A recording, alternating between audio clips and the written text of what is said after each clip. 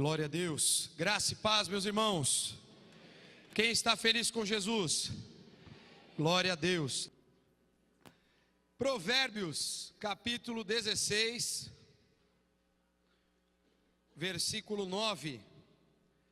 Mês de julho, estamos dentro do tema Cuide do seu tempo. Tema geral do mês. E nós vamos falar hoje sobre o texto de Provérbios, capítulo 16, versículo de número 9. Diz assim: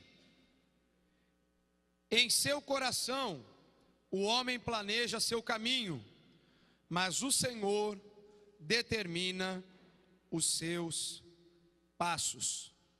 Quando a gente fala sobre tempo, achei esse texto muito interessante, porque Deus, sendo, como o pastor Paulo explicou hoje na escola dominical, sendo o Senhor atemporal, porém, governando Ele sobre o tempo que rege as nossas vidas, ou seja, Deus não existe pelo tempo, mas Ele governa sobre o tempo que nos coordena, o Cronos. Nós estamos vivendo essa terra, seja aí guiados pelas 24 horas, pelos minutos, segundos, que estão regendo cada um de nós, o calendário que nós seguimos. A grande verdade é que o tempo tem sido de fato muito diferente, no sentido de estar as coisas mais corridas, as coisas estarem mais agitadas na vida da sociedade. Parece que tudo está passando muito rápido, e eu não tenho dúvida disso, porque semana que vem já é o último domingo de julho, e eu confesso para vocês que eu não vi direito esses primeiros 7 meses do ano passarem. Eu não sei vocês, mas passou muito rápido. Eu já sentei na sexta-feira com os pastores da igreja para avaliar o primeiro semestre e para comentarmos das programações do segundo semestre, inclusive já falando de festa de missões, culto de Natal e culto da virada. E nós estamos no final de julho. Me preocupa porque, e eu coloquei aqui uma frase interessante para você pensar: perdemos tempo quando confiamos nosso planejamento nas mãos erradas. Normalmente a gente se lasca quando a gente planeja errado. E só tem um jeito de planejar certo: se você deixar nas mãos certas o seu planejamento.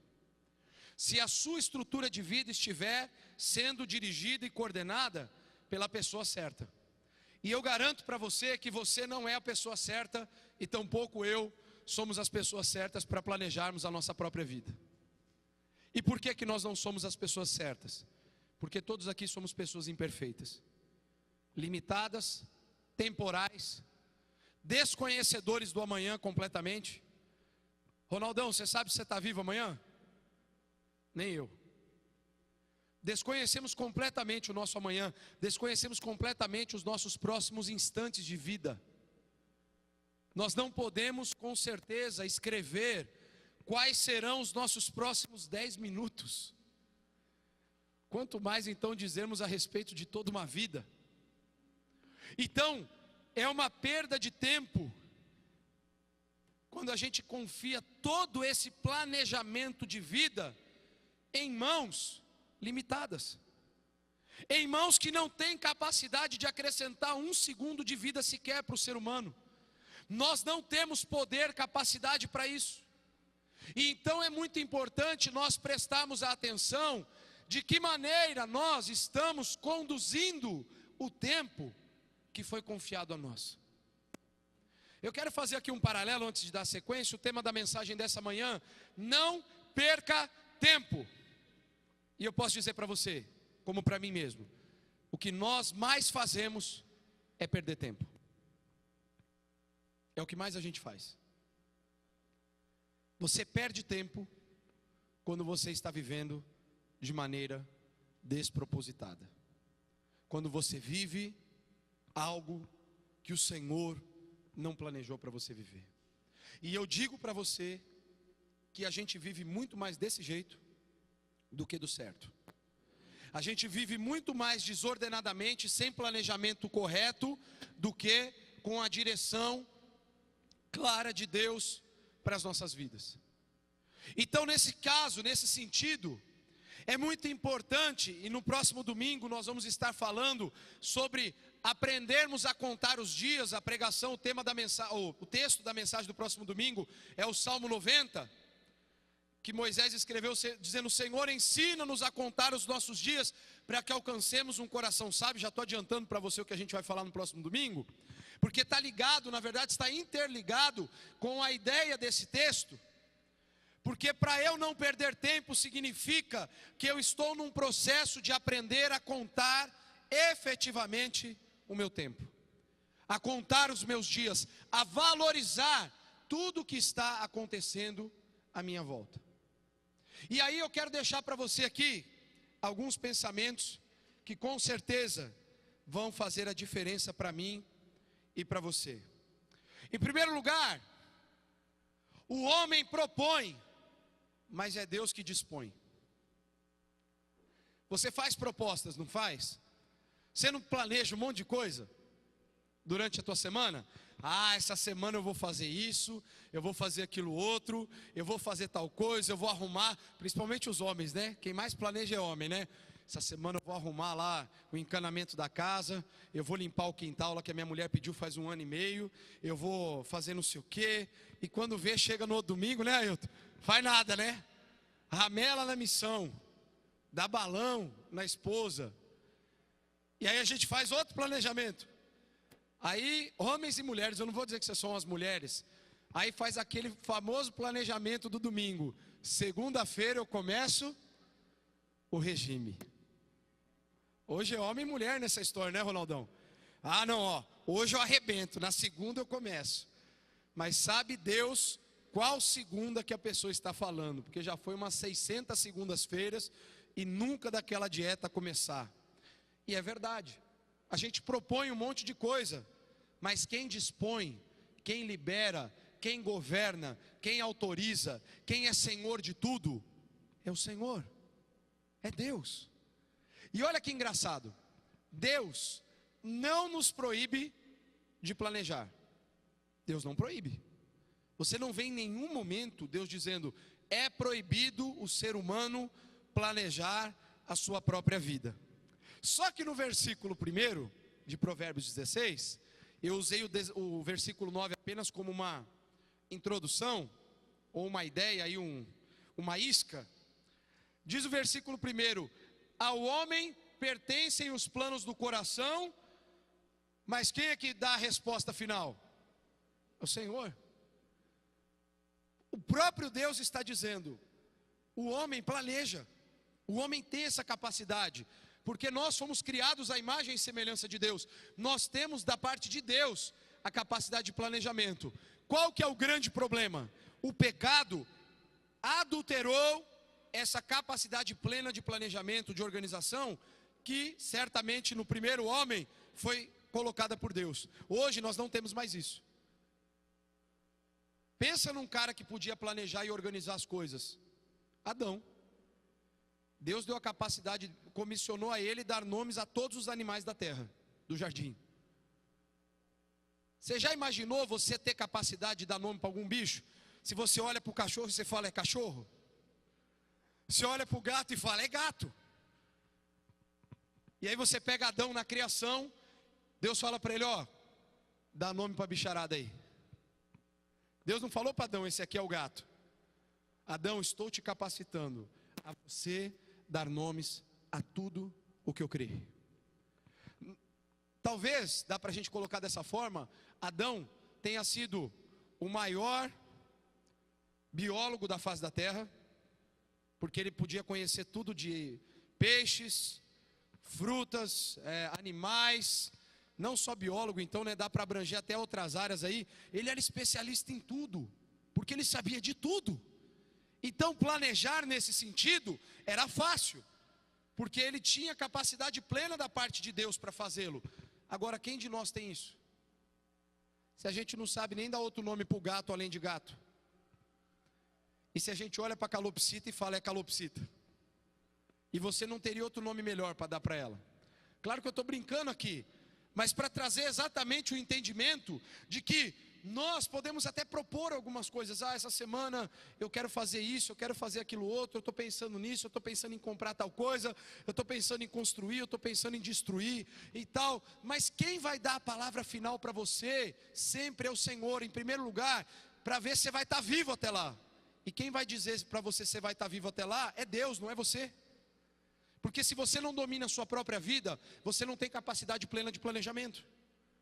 Você não tem condições de determinar o que vai ser. Só quem determina é quem governa. Só Deus pode determinar. O Adriano, essa semana, vai acontecer assim, assim, assim, assim com ele. Aí talvez você diga assim, pastor, mas espera aí. O Adriano pode planejar, mas Deus governa, então o Adriano é uma marionete na mão de Deus? Nas mãos de Deus? Não. Porque até com os planejamentos errados que o Adriano ou eu venhamos a realizar, Deus continua executando a sua soberania sobre todas as coisas, até porque Ele sabe que eu vou fazer alguma coisa errada, e nem por isso Ele deixa de confiar algumas questões a mim, e Ele ainda por cima de tudo isso, trabalha nas imperfeições da minha vida, para que o propósito dele se cumpra não somente na minha vida, mas através da minha vida, na vida de outras pessoas. E eu aprendi isso estudando esse texto, esse versículo primeiro, no original. A palavra caminhos aqui, ou no caso da NVI planos, que é a mesma coisa, é uma palavra que sugere colocar as coisas em ordem. Esse é o significado no hebraico dessa palavra, dessa pequena palavra, caminhos ou planos. E olha que interessante, o texto está dizendo que ao homem pertence a capacidade de colocar as coisas em ordem. Mesmo nós sendo desordenados, mesmo nós sendo incapazes de organizar totalmente as coisas, mas Deus, através de nós, organiza todas as coisas. E eu fiquei com a minha cabeça pegando fogo quando eu pensei nesse texto, porque eu falei, meu Deus, como é que é isso? O homem, com a sua capacidade de tomar decisões e planejar, acaba fazendo nada mais do que contribuir para que se cumpram os planos e os desígnios de Deus na face da terra. Mesmo com toda a minha incapacidade, eu continuo sendo um instrumento para que a vontade de Deus se cumpra na face da terra e você também. Ou seja, não é a minha perfeição que vai fazer com que Deus haja na história da humanidade.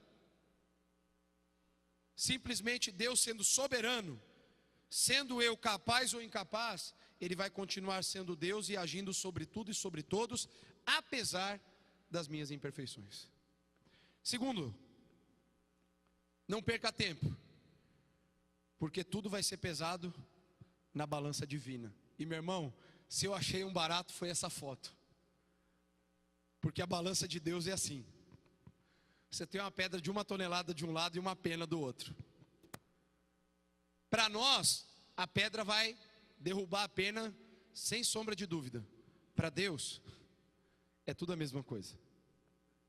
Porque o julgamento de Deus não é baseado em parâmetros humanos. Deus não usa a lógica física para realizar o seu julgamento e o seu desígnio sobre as coisas. Deus não é circunstancial ao proferir um determinado julgamento sobre uma situação. Deus é conceitual. Deus se utiliza da sua própria essência, do seu princípio, de quem Ele é, para que o seu julgamento aconteça. E Deus é justiça, amor, verdade, retidão, misericórdia, santidade, perfeição, eternidade. São esses um dos atributos que Ele se utiliza para que o seu juízo aconteça. Enquanto que o ser humano é totalmente circunstancial. A gente está vendo aí juízes e magistrados proferindo sentenças, absolve um, condena outro, e a opinião pública se divide. Tem uns que querem que o cara seja morto, tem outros que o cara fique preso por toda a eternidade, e tem outros que querem que o cara seja solto porque ele é um herói. Olha a nossa maneira de julgar. Deus olha lá da eternidade para tudo isso e diz o seguinte: isso está errado, por isso e por isso.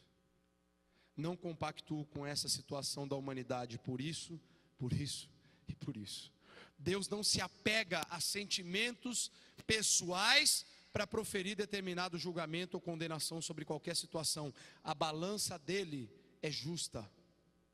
A balança dele não é tendenciosa. A balança de Deus vai pesar exatamente aquilo que de fato somos e fazemos.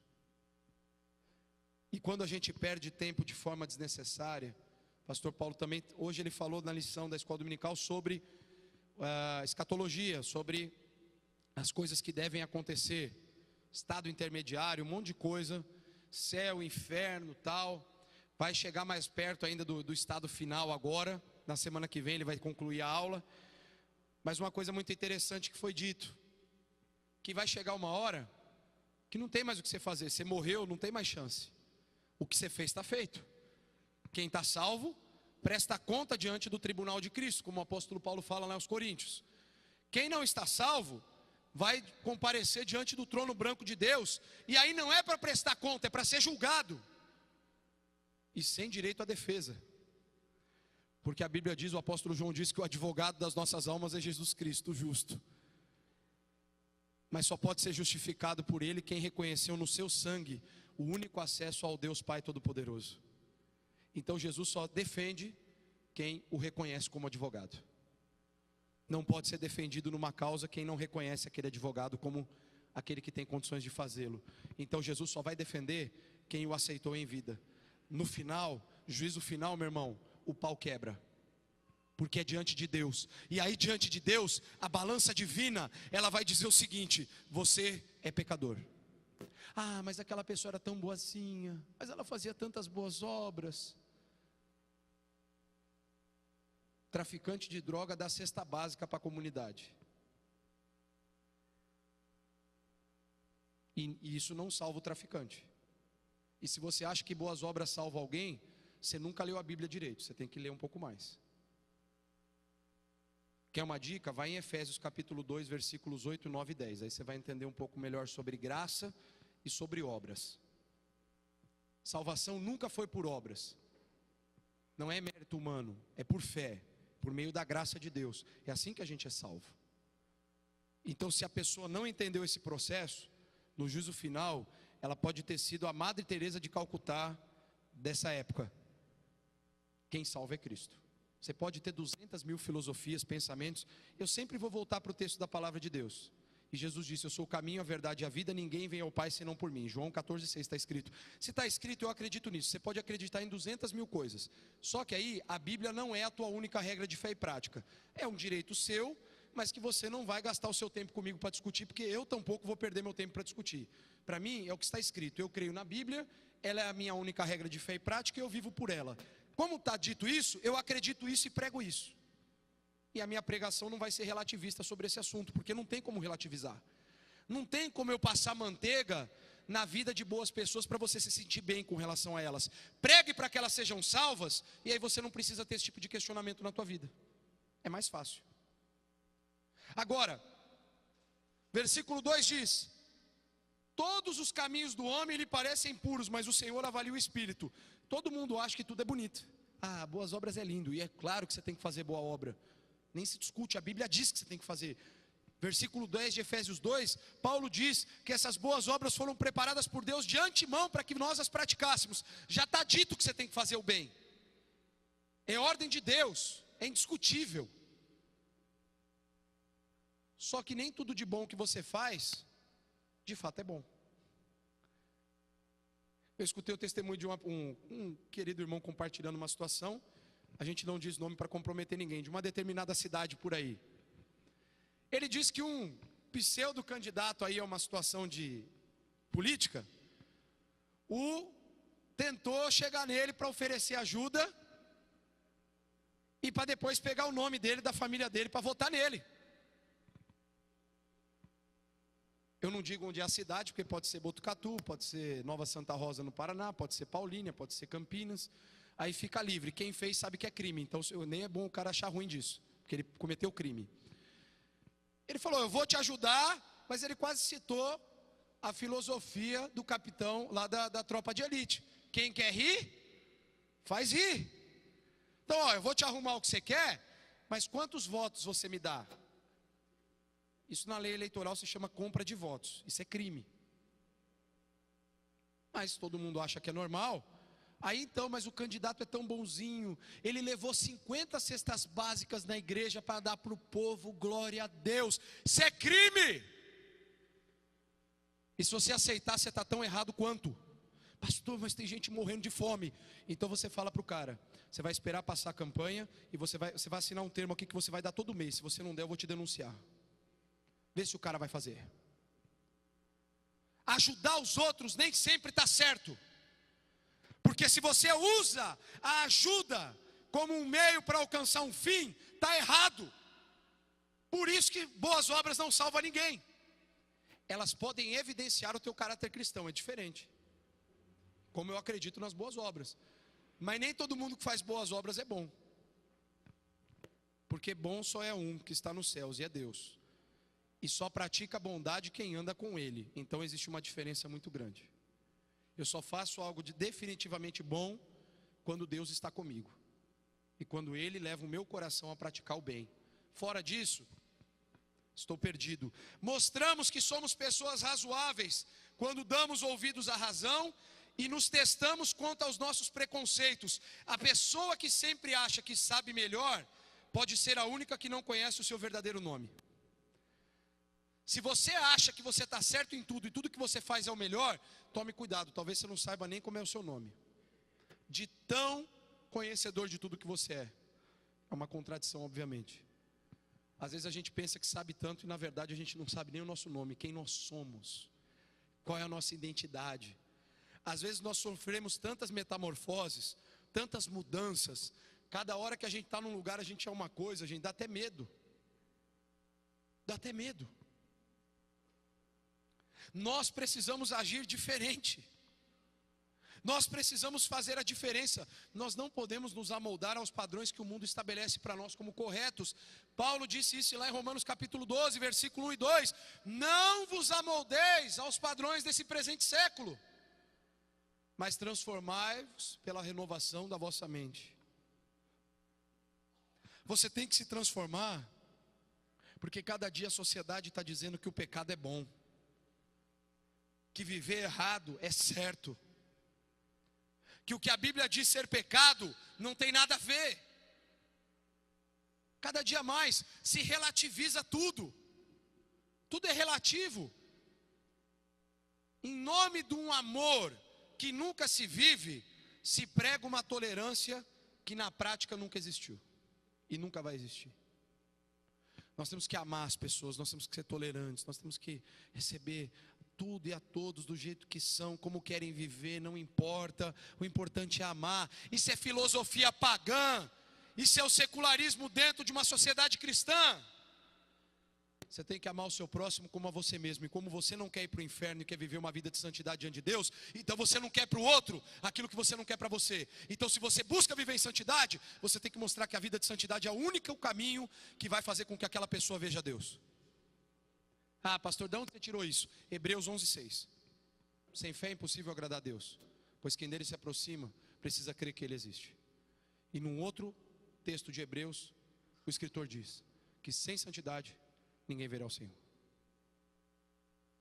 Se você não for santo, meu irmão, você está fora. Ah, pastor, mas padrão de santidade é uma coisa inalcançável. Depende, qual que é o padrão que você estabeleceu? Você sabe qual é o padrão de Deus para a santidade de uma pessoa? Aquilo que ela é. Porque Deus criou a pessoa da forma como ela é. Não existe rótulo, não existe padrão geral de santidade. Porque eu e o Roberto somos completamente diferentes. Como é que Deus, e olha, eu não estou questionando a ele, pelo contrário, estou validando inclusive muito mais esse princípio. Como que Deus vai exigir de mim e do Roberto o mesmo padrão de vida se ele me criou totalmente diferente dele? Como é que vai ser? Você acha que Deus vai estabelecer, e tanta gente que está fugindo de igreja, porque tanta gente legalista, santarrão, de meia tigela, porque ficou por anos colocando jugo que nem eles estavam dispostos a carregar. Botava o povo que vocês têm que fazer isso, tem que orar assim, tem que jejuar assim, fazer a campanha assim, vir na igreja assim, tem que ser assim, tem que ser assado, tem que ser cozido, tem que ser guisado. Aí a pessoa não conseguia, ela se afastava de Deus, porque ela falava, eu nunca vou conseguir atingir esse padrão. E quem foi que falou que Deus estabeleceu esse padrão? Eu duvido que alguém pegue a Bíblia no Novo Testamento, porque religioso e legalista só vai no Antigo Testamento, não tem jeito. Só vai no Antigo, não consegue base no Novo. Eu sempre peço para o legalista dizer o seguinte para mim: pega um texto no Novo Testamento e me mostra o que você está falando. Me mostra. E eu olhava para Jesus, o padrão de santidade para ele, daquela mulher surpreendida em adultério, sabe qual foi? Vai e não peques mais. Foi para aquele cego de nascença o que? Não volte a cometer pecado, para que a sua situação não piore. Aí ele vai para um ladrão chamado Zaqueu e não fala nada. Corrigindo, na casa talvez ele não falou nada, pelo menos o evangelho não relata, mas antes ele falou o quê? Zaqueu, acende o carvão que a gente vai chegar junto lá. Vamos jantar. Vamos lá. E o texto não revela que Jesus falou absolutamente nada. É o único momento em que Jesus não diz nada, especificamente assim para um homem, para a questão de evangelizar, de revelar a graça de Deus. Ele não diz nada. Duas situações que Jesus não diz nada: para Zaqueu e para a mulher surpreendida em adultério. Para a mulher surpreendida em adultério, ele só fala depois que todo mundo se cala. Quem não tiver pecado pode atirar a primeira pedra. Aí ele coloca qual é o padrão de santidade: nenhum de vocês tem direito de julgar a vida de ninguém. E o que mais a gente faz é achar que o fulano ou ciclano é mais ou menos espiritual que a gente. Não, o meu nível de espiritualidade, como é? Você tem termômetro de espiritualidade? Mostra para mim qual que é o teu nível. O nível que a Bíblia estabelece é o seguinte: a árvore é conhecida pelos frutos que ela produz. Esse é o nível de Deus. Os frutos que você produzir vão revelar quem você é. Se for fruto bom, é porque você está plantando coisa boa. Se for fruto ruim, é porque as duas decisões não são as melhores. Porque Jesus disse: não se enganem, aquilo que o homem plantar, isso ele vai colher. A lei da semeadura é tão clara, e às vezes a gente fica tentando arrumar explicação para algumas coisas. Não tem nível, e por isso que não tem, é que você tem que fazer isso aqui, deixa tudo nas mãos dele. Entrega tudo nas mãos de Deus. Entrega tudo que você faz nas mãos do Senhor. Sabe por quê? Você pode construir um monte de castelo durante a sua vida, mas se não tiver na mão certa, ele vai ruir. Jesus disse que quem é sábio, quem é prudente, ouve as palavras de Jesus e as pratica. Ou seja, coloca os seus alicerces sobre a rocha.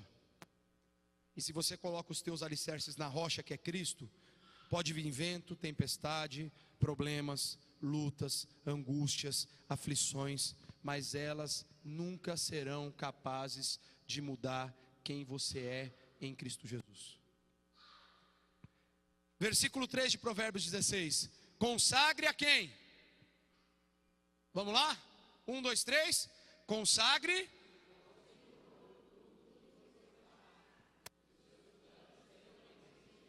Olha aí, gente. Você pode planejar? Pode. De alguma forma você vai cumprir o desígnio de Deus, acertando ou errando. Agora, quando você usa essa expressão, essa palavra, consagrar. Consagrar significa entregar, confiar, colocar totalmente nas mãos de alguém algo e não mais tentar fazer algo a respeito daquilo. Ou seja, consagre ao Senhor, e aqui ele usa essa frase, ela é tão completa porque ele diz: consagre ao Senhor algumas coisas que você faz. É isso que ele está dizendo?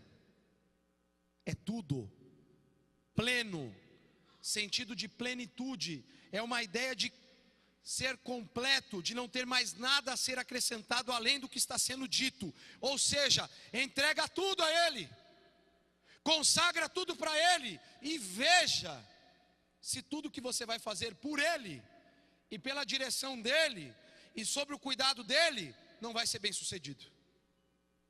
Não vai dar errado, irmão. Fórmula do sucesso: não é como algumas faculdades chamadas igrejas hoje, que estão dizendo que são escolas, faculdades para ensinar as pessoas a enriquecerem. Você quer ser bem sucedido? Você quer ser feliz na vida? Você quer crescer, ser próspero? Você quer ter uma família legal? Você quer fazer o bem para as pessoas? Você quer ter uma vida plena? A vida que Jesus disse que veio trazer, ao oposto do que o diabo veio fazer. João 10:10, o diabo veio para roubar, matar e destruir. Jesus disse, mas eu vim para que vocês tenham vida e vida em abundância. Você quer ter uma vida abundante? Você quer ter uma vida plena? É só você consagrar tudo a Ele. Para de querer tomar conta da sua própria vida e veja se Ele não vai fazer coisas extraordinárias na sua vida. Deus, Ele vai cuidar dos mínimos detalhes para você, porque Ele te ama, porque Ele tem planos a realizar na tua vida e através da sua vida. Pense em alguém que quer sempre fazer o teu bem, que não tem inveja de nada do que você tem, porque é Ele que te dá, que não tem problema com tudo que você faz ou conquista, porque foi Ele que te ensinou. Pensa na satisfação de Deus, quando Ele leva você a realizar coisas que você nunca imaginou que ia conseguir fazer na sua vida. Ele vai se alegrar, porque Ele vai dizer assim, meu filho aprendeu, ele conseguiu. Deus, Ele não vai ficar chateado. Tá vendo? Tá fazendo lá agora, ó. Parece que nem precisa de mim mais. Já viu quem se comporta assim? No começo eu ajudei, agora nem me chama mais para nada. A alegria de você ver quando alguém que você ensinou algo cresceu e que ele não depende mais de você.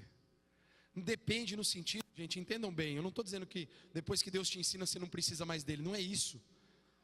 Mas tem coisas que você vai amadurecer na fé e que você sabe que você não precisa ficar se rastejando, você já entendeu o que Deus vai fazer. Você vai simplesmente confiar. Então o grau de confiança e dependência muda, não é mais aquela coisa infantil de não saber se vai ser ou não, você sabe que é, porque Ele vai estar no controle de tudo. E isso a gente chama, em outra expressão, de maturidade cristã.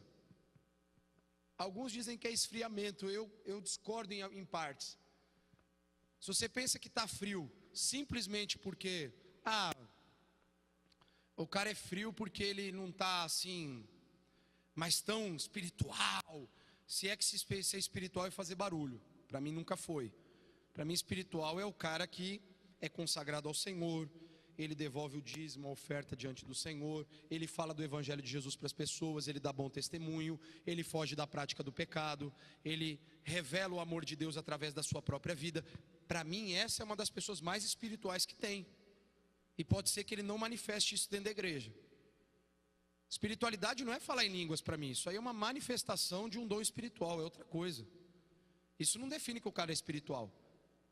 Eu já vi uma vez uma situação muito inusitada. Um pastor contou para mim, numa igreja aí que gostava de fazer o esquema forte, e a missionária foi para frente lá para botar a mão na galera.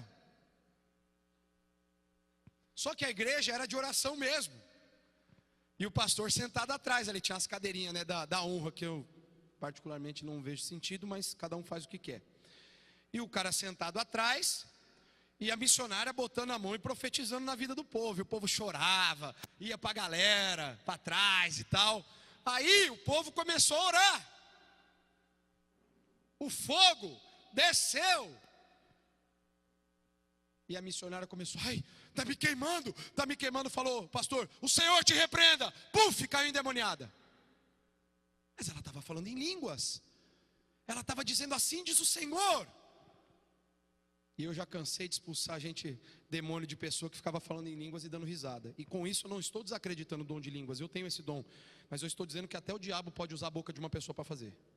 Isso não revela espiritualidade coisíssima nenhuma. Isso é meninice, isso é criancice.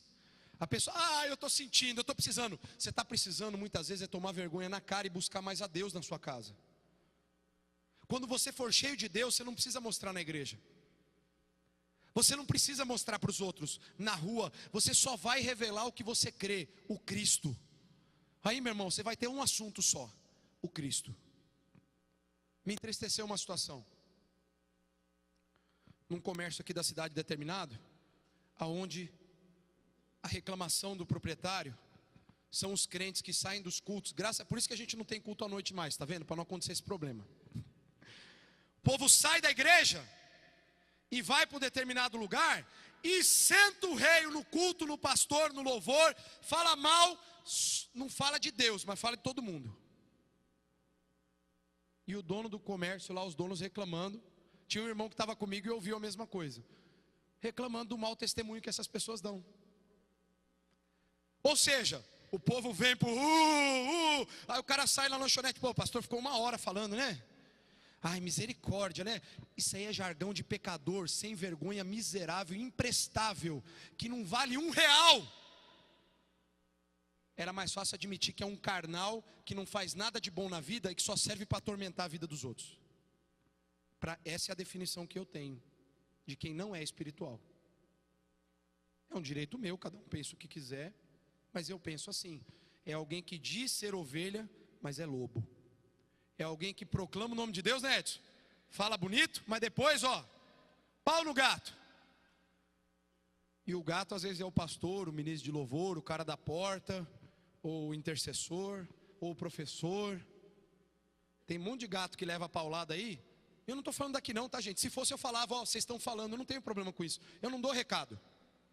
Se fosse vocês aqui, eu ia falar, fulano, vou chamar você para conversar daqui uns dias aí que o negócio estreitou para você. Pode ficar tranquilo, não é a igreja. A reclamação é de outras pessoas mesmo. Mas me deixou escandalizado. Porque como é que o povo, supostamente de Deus, sai de um lugar de adoração e vai ficar falando mal da igreja depois lá onde está comendo? Ainda mais, eu não estou nem dizendo que era certo o cara ir para a casa dele em segredo falar, porque ele está tão errado quanto. Mas ele causaria menos estrondo. E eu não estou dizendo que está certo, está pior, está muito mais errado, que ele está se reunindo às ocultas. Não deveria fazer nunca isso. Tem que falar de ninguém.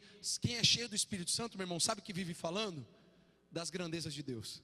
Porque Jesus é bom, porque Ele transforma as pessoas, porque aquela pessoa nós temos que orar por ela, ela precisa de Jesus, a gente precisa mudar a vida dessa pessoa através do Evangelho, vamos levar o Evangelho para ela.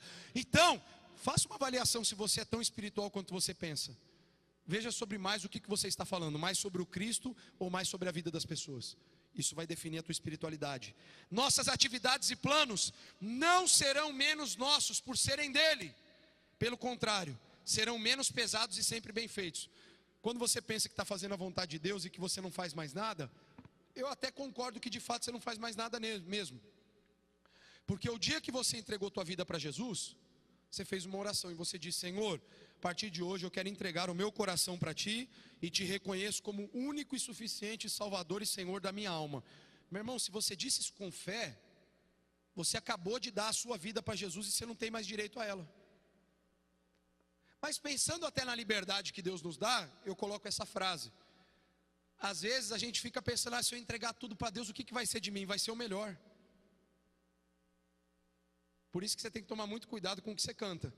Porque às vezes você está lá: tudo deixarei, tudo entregarei, sim, por Ti, Jesus bendito, tudo deixarei. Aí na hora da oferta você fala: não, Deus, deixa eu dar uma segurada aqui que o negócio está feio.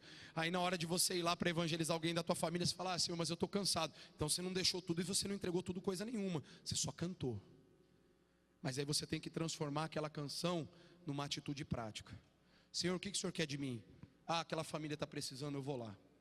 Senhor, o que o Senhor quer de mim? Lá na fila do banco, aquele atormentado lá que está reclamando da fila, o Senhor quer que eu fale do teu amor para ele? Eu vou lá.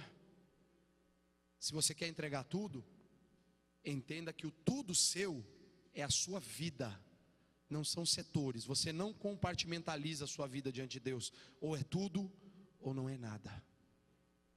Concluo dizendo: decidir andar sozinho é um risco que Deus não nos chama a correr. Deus nunca falou para você andar sozinho. Ele sempre disse que você tem que andar com Ele, na presença dEle, junto com Ele, na caminhada confiando nele. E Salmo 37 diz: entrega o teu caminho ao Senhor, confia nele e o mais Ele fará. Abaixa a sua cabeça, nós vamos orar.